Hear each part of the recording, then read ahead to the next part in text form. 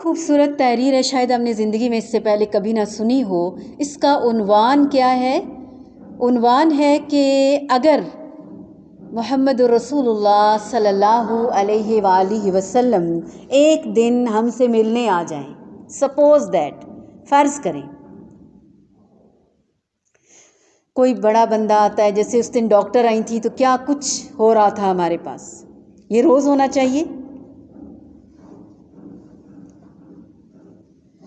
یہ تحریر جنوبی افریقہ کے مسلمانوں کی تنظیم، اب اس تنظیم کا نام ہے مسلم ایسوسی ایشن، اس کے ششمائی رسالے میں دی اویک کی انگریزی نظم سے لیا گیا ہے یہ والا تھیم۔ لکھا ہے کہ اگر محمد رسول اللہ صلی اللہ علیہ وآلہ وسلم ایک دن تم سے ملنے آ جائیں، بالکل اچانک تشریف لائیں، میں حیران ہوں کہ بھلا تم کیا کرو گے اس وقت؟ بتاؤ تو کیا کرو گے؟ ہاں میں جانتا ہوں تم اپنا بہترین کمرہ اپنے محترم مہمان کو پیش کرو گے، سب سے عمدہ، سب سے اعلیٰ کھانے کا اہتمام کرو گے، اپنی ہر بات سے انہیں احساس دلاؤ گے کہ ان کی آمد سے تم بے حد خوش ہو، بہت دل شاد ہو۔ ان کی آمد تمہارے لیے ایک اعزاز ہے، ایک ناقابل بیان مسرت ہے اور مسلمان کا ایک حسین خواب ہے۔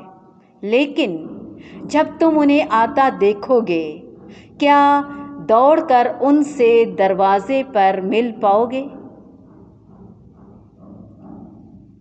ان کے استقبال میں اپنے بازو وا کر سکو گے، پھیلا سکو گے؟ یا ان کی اندر آمد سے پہلے ہی تمہیں اپنا لباس تبدیل کرنے کو دوڑ کر جانا پڑے گا؟ ان کی نظروں سے چھپ چھپا کر، خود کو بچا کر تمہیں بہت ساری چیزیں، رسائل، کتابیں، اخباریں، تصویریں ہٹانی پڑیں گی۔ قرآن پاک کو سامنے سامنے سجانا اور رکھنا پڑے گا۔ پھر کیا تم اپنے ٹی وی پر بھی وہی کچھ دیکھو گے جو پہلے دیکھ رہے تھے؟ وہی لباس، وہی مناظر کیا تم دیکھ سکو گے؟ یا ان کی نظر پڑنے سے پہلے ہی دوڑ کر اپنا ٹی وی بھی بند کر دو گے؟ کیا اس خواہش پر کہ ان کی سماعت سے تمہاری کوئی بھی جو چل رہا ہے سسٹم تمہارے گھر میں، ریڈیو ہے، ٹی وی ہے، سی ڈیز ہے، ڈی وی ڈی ہے، کچھ بھی ہماری عادت ہے ہم کچھ پلے کر کے کچھ کام کرتے ہیں، شکر ہے یہ تو ہم قرآن میں آ گئے ہیں، ویسے کیا کرتے تھے؟ کیونکہ یہ دور ہی سی ڈیز کا دور ہے، میوزک کا دور ہے، ہم اس کو کہتے ہیں۔ کیا تم ان سب کو کہیں چھپا نہ دو گے؟ اور کیا تم پچھتاؤ گے نہیں؟ کاش اس وقت تم نے اونچی آواز میں وہ کچھ نہ لگایا ہوتا، تم اونچی آواز میں بات نہ کر رہے ہوتے، دھیمی آواز میں بول رہے ہوتے، بلکہ تم نے تو کبھی بات ہی نہ کی ہوتی ہے۔ کاش کیا نغمہ اور موسیقی کے آلات چھپا کر رکھ دو گے؟ کیا ان پر حدیث کی کتابیں ڈال دو گے؟ کیا ان کو اسلامی کتابوں سے ڈھانک دو گے؟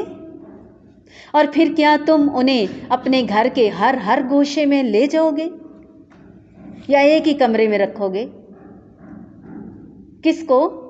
نبی کریم صلی اللہ علیہ وآلہ وسلم کو۔ کیا ہر جگہ، ہر حصے میں بلا جھجک لے جاؤ گے یا 100 بار سوچو گے پہلے؟ یا پھر انہیں اپنا گھر دکھانے سے پہلے ہی یہ سب کچھ چھپانے کی دوڑ دھوپ میں لگ جاؤ گے؟ کیا کیا چھپاؤ گے؟ کہاں چھپاؤ گے؟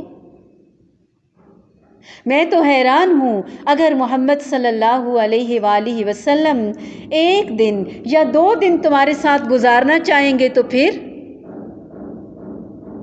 تمہاری ذات، تمہارے خاندان کو یہ اکرام دینا چاہیں، کیا تم اپنے معمول کے مطابق کام کر پاؤ گے ان کے سامنے؟